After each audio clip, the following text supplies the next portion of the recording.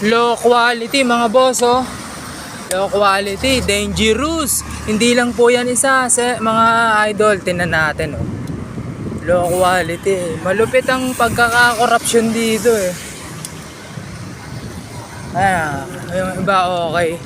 Kaya lang sa shoutout ko to, eh. Nakakatakot kasi. What if? Yan, goods. Hindi lang yan isa. Medyo malayo, fast forward na natin, ha. Yan, goods. Kasi sabihin na natin, hindi masyado dinadaanan ng mga tao to. What if matsambahan isang tao na mahulog sa isang ganon na low quality? What if, di ba? Teka lang, ha. Ayan, low quality again. Eto na. Ayan, dalawa. Oh, hindi masyado dinadaanan to ng tao, pero may mga dumadaan dito.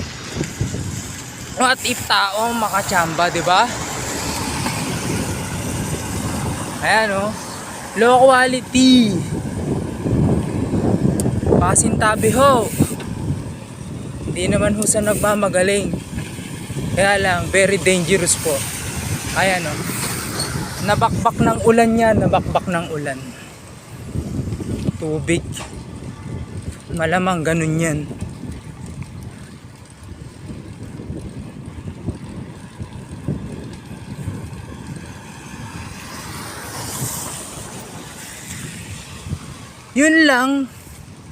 Yun lang naman ho. Gusto ko lang naman. Ayan.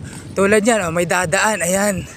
What if mapatapak siya doon tapos matsambahan or matsempuhan, may bit-bit pa naman. Ayan. Nakakatakot po.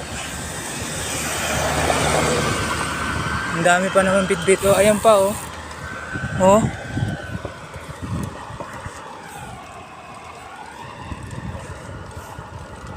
Shout out mga idol.